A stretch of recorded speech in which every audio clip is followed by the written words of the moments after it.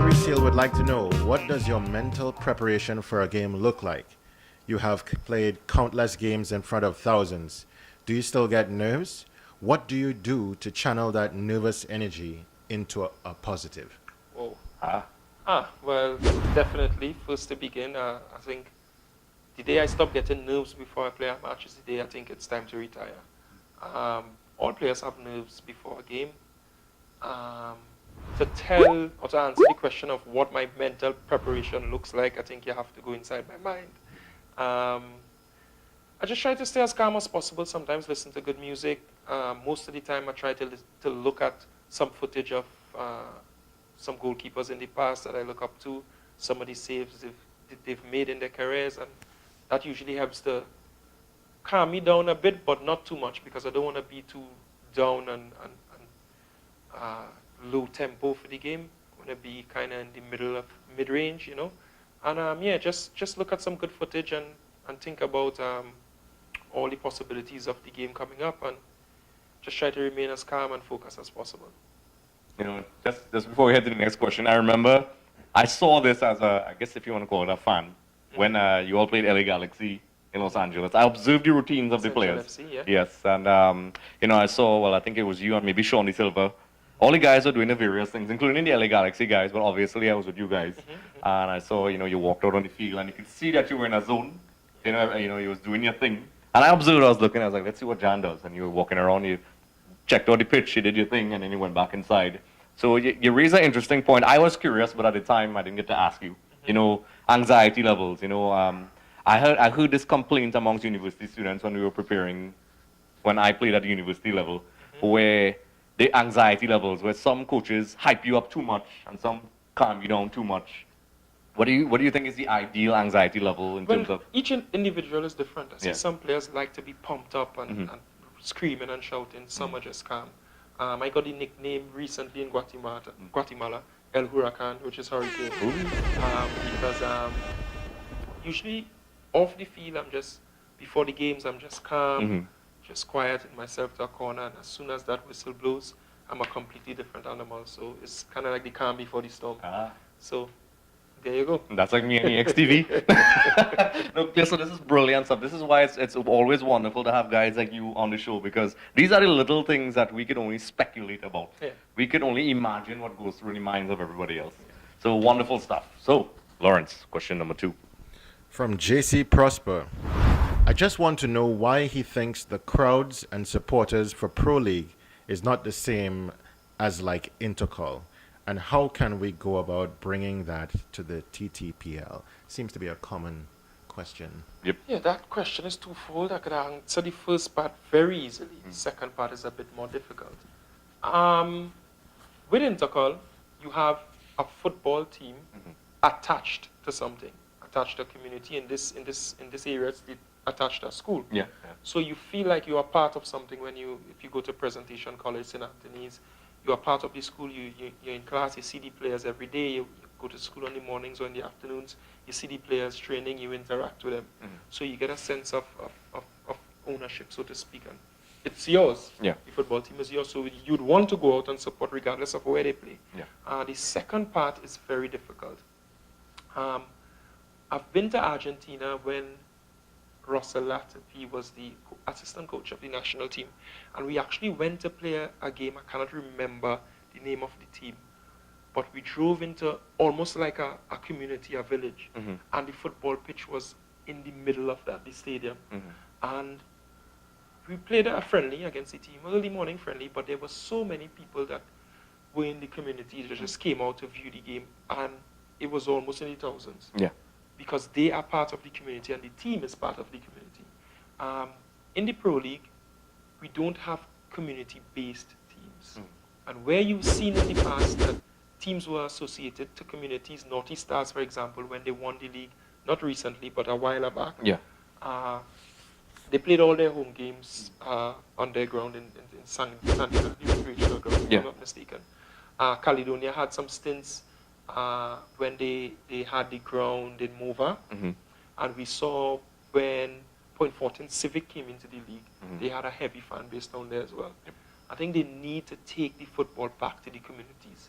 in life and in society right now, everything is quick and easy. Yeah. You need money, you go to the ATM, fast cash. You need food, it's fast food. Everything is quick, it's fast, it's in your face. You want to see some of the best footballers on the planet, you press the remote. Yep. So we need to get the football into the communities, closer to the people, make them feel part of it, and I think they'll come out to support. Yep, this is a discussion that comes up continuously since I've been, going to do my sport management and just being a fan of the game. Apparently, the answers are there, but somehow, the execution seems to be a problem. There seems to be heavy discussions. You just Google and you will find forums and forums about people discussing what's going on, what should be best for the league. And that seems to be one of the common themes going back to the communities. I heard all sorts of, I don't want to use the word excuses.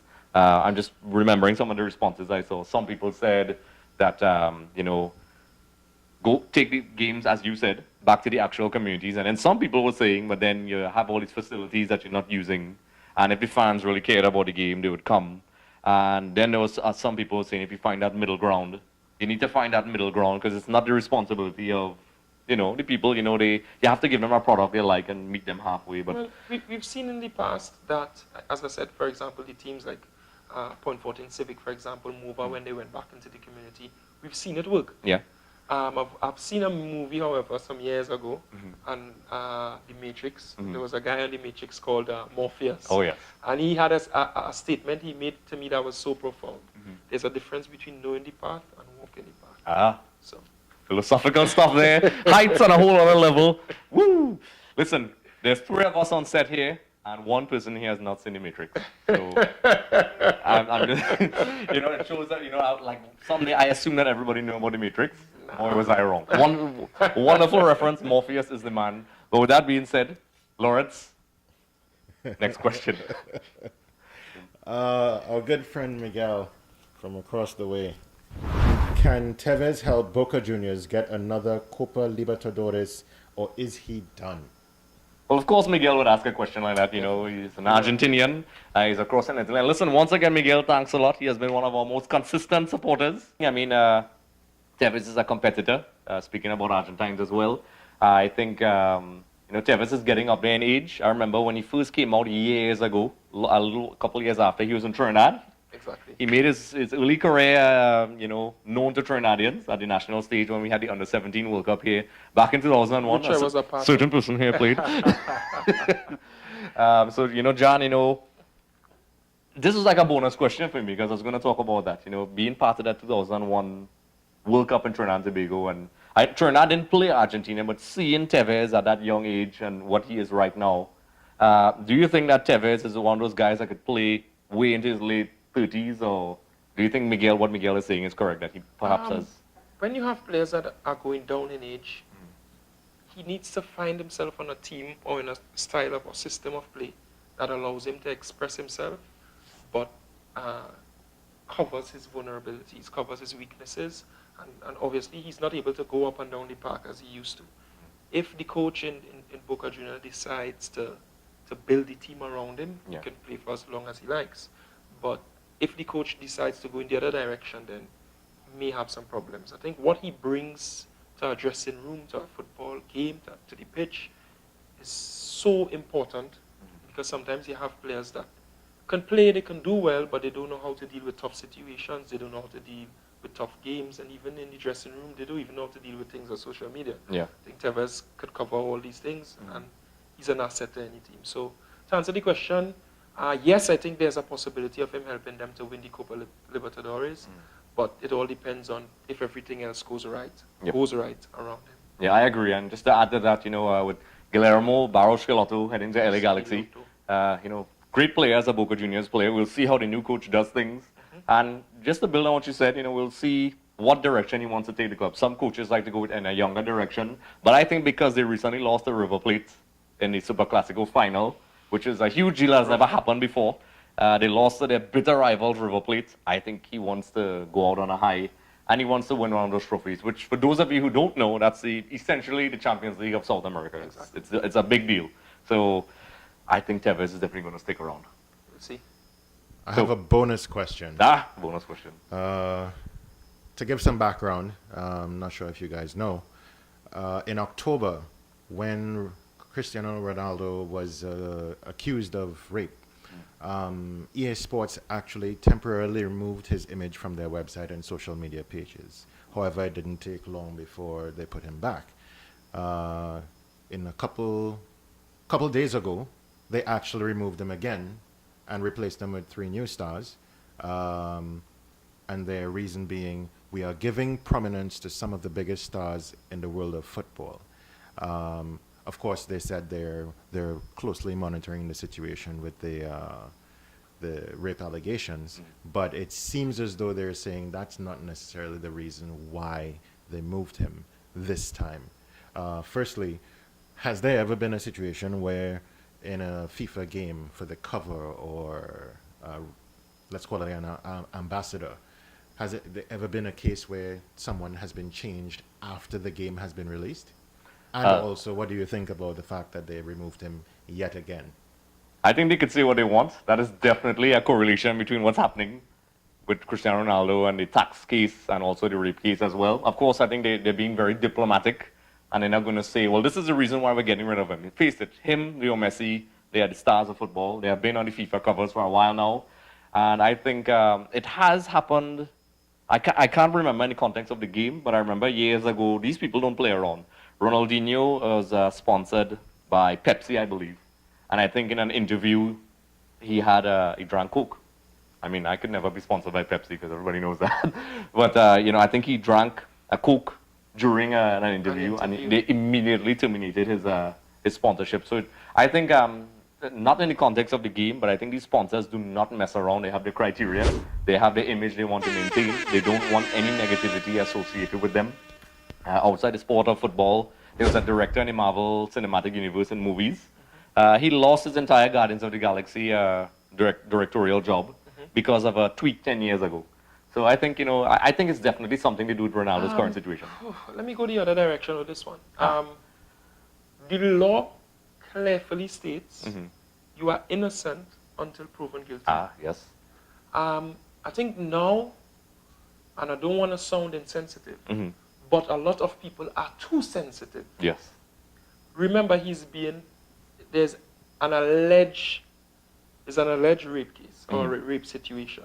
They have an entire court case in front of them, and when it's done, they make a verdict, guilty or innocent. Yep.